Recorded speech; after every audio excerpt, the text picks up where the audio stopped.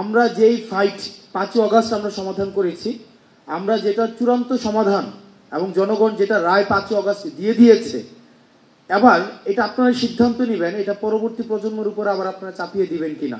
এই যে আওয়ামী লীগের যে প্রশ্নটা আমরা দেখতে পাচ্ছি যে আওয়ামী লীগের রিহেবিলিটেশন বিভিন্নভাবে করার একটা প্রক্রিয়া হচ্ছে, কিভাবে তাদেরকে নির্বাচনে আনা যায়, তাদের ছাড়া নির্বাচন কি গ্রহণযোগ্য হবে কি হবে না, সেই বিষয়গুলো নিয়ে আলোচনা হচ্ছে, যেটা খুবই দুঃখজনক।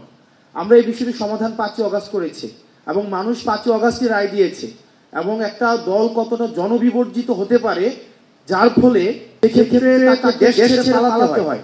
আমরা যখন মিডিয়াতে দেখি আমরা দেখি যে সাবেক প্রধানমন্ত্রী দেশ ত্যাগ করেছেন এভাবে লেখা হয়, কিন্তু আসল সত্যটা হচ্ছে উনি দেশ থেকে পালিয়েছেন। একটা দেশ থেকে কত জনবিবর্জিত হলে একটা দেশ থেকে এবং পৃথিবীর ইতিহাসে একটা বিরল নজির, যে ক্ষেত্রে আমরা দেখেছি যে গণভবনের প্রধান এবং হচ্ছে বাইতুল মোকাররমের প্রধান দুইজন একসাথে দেশ থেকে পালায়। এখন আমরা ওই যে স্বৈরতান্ত্রিক ব্যবস্থা আপনারা সিদ্ধান্ত নেবেন ওই ফাইটটার দিকে কি এই প্রজন্মকে আবার আমাদেরকে ঠেলে দিবেন কিনা, যে আজকে আপনারা সিদ্ধান্ত নেন আগামী 20 বছর পর আবার এই আওয়ামী কোশ্চেনের সাথে কি আমাদের ডিল করতে হবে কিনা, আজকে 30 বছর পর এই আওয়ামী কোশ্চেনের সাথে আবার আমরা ডিল করবো কিনা, নাকি এটা সমাধান আমরা 5ই আগস্ট যেটা জনতা সিদ্ধান্ত দিয়েছে, ছাত্র নাগরিক সিদ্ধান্ত দিয়েছে যে বাংলাদেশের এই ভূখণ্ডে আওয়ামী লীগ অপ্রাসঙ্গিক, এটাকে ধরেই আমরা পরবর্তী বাংলাদেশ বিনির্মাণ করব। এই সিদ্ধান্তটা এই ফোরাম থেকে আসতে হবে।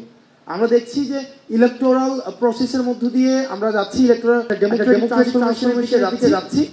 এই সাথে যেমন আওয়ামী লীগের যেহেতু একটা সেটআপ রয়েছে, এগুলো দুঃখজনক, এগুলো হচ্ছে মাঝে মাঝে আমরা হচ্ছে ইউফেমিস্টিক ভাবে এগুলো এড়িয়ে যাই। আমরা একটা ডেমোক্রেটিক একটা সোসাইটিতে ইউফেমিস্টিক ভাবে এড়িয়ে যাই। যেমন ইলেকটোরাল প্রসেসে আমরা আওয়ামী লীগকে নিয়ে আসতে চাই, কারণ হচ্ছে আওয়ামী লীগের যেহেতু একটা সেটআপ আছে, তাদের একটা ভোট ব্যাংক আছে, তাদের একটা বিজনেস একটা কমিউনিটি আছে, তাদের কালচারাল একটা হচ্ছে কালচারাল একটা সোসাইটি আছে। তো এই জায়গাতে আমি যদি আওয়ামী লীগকে কোনোভাবে আমার কাছাকাছি নিয়ে আসতে পারি, আওয়ামী লীগের কাছে যদি আমি একটু সিম্প্যাথেটিক মানে একটু যদি ইতিবাচক একটা ভাবনা দিতে পারি, তাহলে আওয়ামী লীগের ভোটটা রেডিমেড ভোটটা আমি পাওয়া যাই। তো এই কারণে দেখতে পাচ্ছি অনেক রাজনৈতিক দলের মধ্যে বা আমাদের নিজেদের মধ্যেও এক ধরনের আওয়ামী প্রীতি তৈরি হচ্ছে, যেটি একটি জাতির জন্য পরবর্তীতে আমি মনে করি যে আমাদের এই প্রজন্মকে আবার একটা এন্ডলেস কনফ্লিক্টের দিকে ঠেলে দেওয়া হবে। সুতরাং আমরা আমাদের জায়গা থেকে বৈষম্যবিরোধী ছাত্র আন্দোলন এবং এই প্রজন্ম আমরা একটা জায়গায় আজকে যখন ডিসকাশন আমি পুরোটা সময় শুনছিলাম, আমরা একটা বিষয় মনে হয় আমরা অ্যাভয়েড করছিলাম, আমরা একটা জেনারেশনাল কনফ্লিক্টের মধ্যে রয়েছি। আমাদের এই প্রজন্ম, আমার বয়স 27 বছর, অনেকে হয়তো মেম্বার অফ পার্লামেন্ট হয়েছে আজকে থেকে 35 বছর বা 40 বছর আগে এখানে উপস্থিত আছেন, বা অনেকে চাকরি করেছেন আরো 40 বছর আগে রিটায়ারমেন্টে চলে আসছেন। আমার বয়স সবে 27। তো আমি আমার জায়গা থেকে একটা বিষয়, আমরা এই জেনারেশন কনফ্লিক্টে আমরা এই প্রজন্ম আওয়ামী লীগকে ধারণ করার জন্য আমরা প্রস্তুত না। এখন আপনারা যদি আবার আমাদেরকে চাপিয়ে দেন যে আওয়ামী লীগকে, তাহলে এটা কিন্তু এক ধরনের এটা একটা ভমিটিং হবে, এবং এটার বার্ডেন, এটার দায়ভার আমরা আমাদের যারা পূর্ববর্তী প্রজন্ম আছে, অভিজ্ঞ প্রজন্ম আছে, রাজনৈতিক প্রজ্ঞা, রাজনৈতিকভাবে যারা বিচক্ষণ, তাদেরকেই কিন্তু আমরা সবসময় এই এলিগেশনটা দিয়ে যাব। তার মানে আওয়ামী লীগের বিষয়ে আমাদের একটা চূড়ান্ত সিদ্ধান্ত অতি সত্বর আসতে হবে, না হয় এই যে তরুণ প্রজন্ম এটা ফ্রাস্ট্রেশনের দিকে যাবে। এরপর হচ্ছে আমাদের যেই একটা দীর্ঘ 1.5 দশকের বেশি সময় ধরে আমাদের গুম খুন হত্যা নির্যাতন নিপীড়ন হয়েছে, Awami League as a party হিসাবে এগুলো করেছে।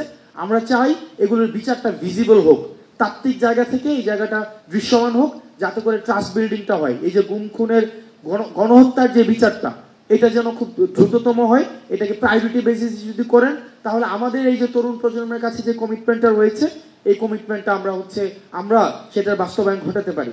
আর সর্বশেষ যেটা হচ্ছে যে আমরা এটাকে টার্মিনোলজিতে যেটাই বলি না কেন, বিপ্লব বলি, এটাকে হচ্ছে গণ অভ্যুত্থান বলি, এটা তাত্ত্বিকতার জায়গা, এটা তাত্ত্বিকটা নির্ধারণ করবে যে বিপ্লব বা গণ অভ্যুত্থান যে বিষয়টা। কিন্তু আমরা যেটাকে এক্সপিরিয়েন্স করেছি, আমরা মনে করি এটার একাডেমিক এবং এটার অ্যাডমিনিস্ট্রেটিভ ইনস্টিটিউশনাল এটার অ্যাকনোলেজমেন্ট প্রয়োজন। এই ইনস্টিটিউশনাল অ্যাকনোলেজমেন্ট যদি না হয়, পরবর্তীতে দেখা যাবে রাজনীতির সুবিধার্থে এটাকে ডিজোন করার একটা প্রবণতা আবার আসতে পারে।